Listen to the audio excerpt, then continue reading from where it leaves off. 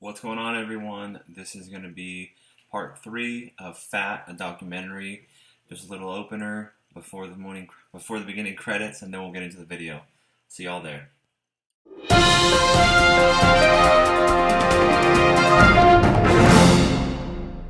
What's going on, everyone? Welcome back to the channel. Today is March 27th, going to day 47 of the carnivore diet, going to day 5 of real quarantine. Haven't really been out, besides like the little walk outside, stuff like that. But yeah, before I get too into it, let's get back into Fat, a documentary. This is going to be part 3. If anybody remembers from the last episode, we were just getting into a lot of the myths and, some of the old tales about, how the doctors used to say, 4 out of 5 doctors used to recommend the cigarettes, But let's get right into it. It's very easy to see how someone can think something or just say something and that becomes a reality. Breakfast. No eggs or fatty meats. Instead, eat grains and fiber that actually lower cholesterol. How about the term heart healthy grains? Heart healthy We've all grains. seen it. Many people believe it. Read the labels, everybody. Read the labels. True, right? Those were studies looking at whole grains versus white processed flours and grains. So of course when you're comparing it to something like white processed flour, it's going to be better. But does that mean it in and of itself is therefore heart healthy? You can make the argument that whole grains are less bad for you than refined grains. That doesn't make whole grains good. Oatmeal, or oat bread, or an oat muffin, or oat bran that is either incorporated into some other cereal product. It's like cigarettes. You can have cigarettes with a filter on, and they're less bad for you perhaps than unfiltered cigarettes. Unfiltered cigarettes. Doesn't make the filtered cigarettes good. Just makes them they're less bad. The same thing is true for whole grains. They are less bad. We should put more emphasis on our vegetables. We should think about the vegetables we're going to have for dinner rather than the meat portion. Listen, I'm not a doctor. I'm just a guy with a physical education degree who became a trainer and somehow found myself in the world of modeling. Before I became a trainer, This part gets a little funny because, he's best-selling author and podcaster. But when I started modeling in LA in the early 90s, I realized that the media would sell us anything to make a buck, regardless of whether it's healthy or not. Pause that real Let's fast. face it. Look, if it will make somebody money, they will try to sell it to you. Whether they fully understand if it's good or not, they're going to try to sell it to you because maybe they think it's good, and it doesn't mean that everyone has bad intentions and everyone's trying to sell you something because it's bad. But, like I always say, take stuff with just a little grain of salt. Read labels, look into what you're buying, look into what, the stats are, the chemicals, everything like that, Every beer commercial you've ever seen is a bunch of ripped up guys on the beach playing volleyball because that's what beer drinkers look like. If you have ripped up abs... sorry about that, I had to let the dogs in. They're all freaking out. They want you modeling everything in the infomercials. It was the heyday of infomercials. Everybody remembers those. Diets, powders, pills, still my way. Slim Fast, exercise machines, exercise rates, mass quantum cardio. All those lovely, lovely pills they love to sell that will burn fat. Hey, if you just do what I tell you, you can look like this guy or this woman.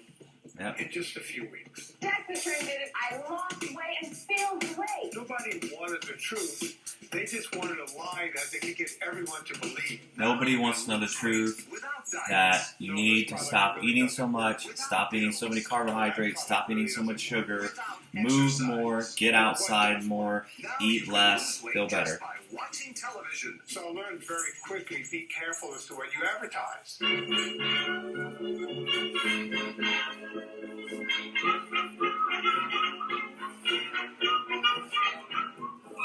1920s and 30s, it was a lot different. We were learning a lot of things back then.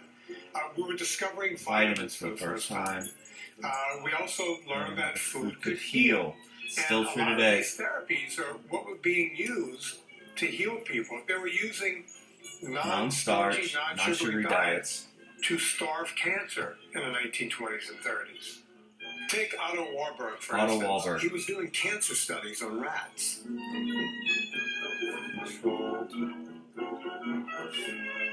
He thought that the outcome would be that oxygen was what was fueling cancer cells to grow. And what he learned with rats was that it was actually the sugar. Sugar. In the healthy cell, glucose is split into carbon dioxide and water. The tumour cell, however, is able to split glucose into lactic acid, and so, in a certain sense, get along without oxygen, and at the same time, obtain the necessary energy from its food. This is true not only in tumour cells separated from the body, but also true of tumours in animals and human beings. His discovery was well known as the Warburg effect. Warburg and effect. it was shown to help in somewhere near 80% of the cases of people who had cancer. Why does it feel like no one knows this information? We were making these discoveries. So what else contributed to them not taking hold? We had a Great Depression. Great and Depression. then we had a war. And then a lot of people were having trouble putting food in their mouth, period. So I don't think people were caring that much about their health. People were just trying to eat anything. People didn't eat out as much. We made homemade dressings. You didn't have dressings that were full of processed oils, and we weren't adding high fructose corn syrup to everything that we ate. We ate real whole foods that were cooked at home. Even fast food was... Okay, I'll pause it right there. So that's another statement that I think is very true, especially nowadays. I know I brought up another video. We traded healthy foods and non-processed foods for conveniency. You know, even back in the day, like they're going to go into now, fast food used to be real food. It used to be real potatoes cut up. It used to be real burgers on the grill, ready to go. Hell, I mean, before, you know, the big chains started built up, if you went to a fast food restaurant, they would actually serve your food on like a real plate you had at home, like a glass plate. They would bring it to you. So this is something that we can't really blame the fast food industry for pretty much giving us what we want. You know, we wanted speed, we wanted conveniency, we wanted it fast now, go, go, go, go, go, gotta get to work, gotta save time, gotta feed the kids, gotta, you know, blah, blah, blah, blah, blah. And, you know, we're paying for it. And we can't blame them, we have to blame ourselves. You know, we wanted the larger Cokes, we wanted the larger burgers, the larger fries, we wanted it faster, we wanted more of it. And of course, you know, people want to make money, so they have to figure out ways to cut costs. And I mean, it's just what happened. You know, we're all to blame. Everybody's to blame. The corporations, the people, the consumers, all of us. We're all to blame because we wanted to all have our own time, a quick buck, and everybody wanted to just keep it hush. But nowadays, you have to cut back. I mean, if anything, even if you're going to do a vegan diet or a carnivore diet, anything like that, you don't have to eat as much as you think you do, okay? Unless you're like a high-performance athlete, or like an athlete, CrossFitters, UFC, marathon runners, the Olympic swimmer, anything that's huge, you know, even if you're just doing it in your normal day, unless you're like a really big competitor, why are you eating so much? You know, if you're sitting at a computer like what I'm doing right now, if you're sitting at a computer typing away all day, that's fine. That's your job. Good. If you're good at it. But you don't need to be consuming the entire time you're sitting there. You don't need the sugary drinks. You don't need the energy drinks. You don't always need to have coffee. You know, you just have to calm down and realize that all these things are always going to be there and that you need to just lower them. You know, going to fast food places, going to have cakes and cookies and cupcakes and all that stuff, they used to be a luxury. They used to be something that was maybe once a year, once a month, twice a month, maybe a birthday or a friend's birthday. You know, now it's like, I had a bad day, I'm going to go to Starbucks and get God knows what amazing drink they have concocted with extra whipped cream, extra caramel. Heck yes, I want a cheese Danish, make it hot, and then you're like, yes, I want like 9 cake pops because I deserve it and I earned it.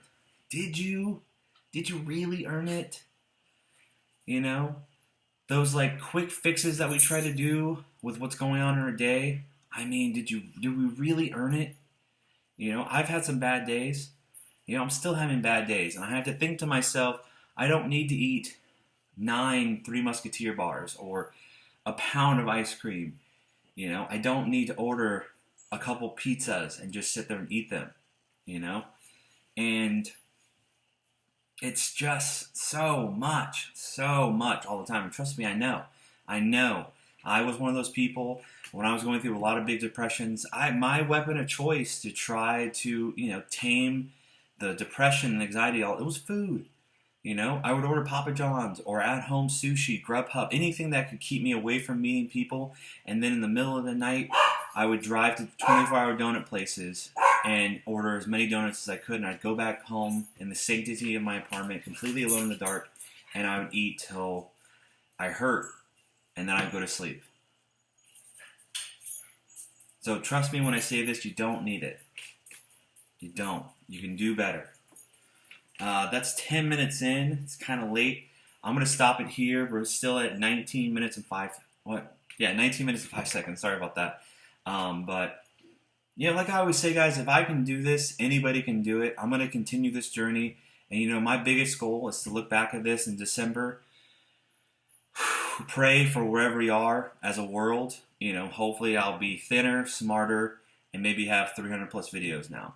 But like I always say, guys, if I can do this, anybody can do this. I'll see you guys on the next one. Peace.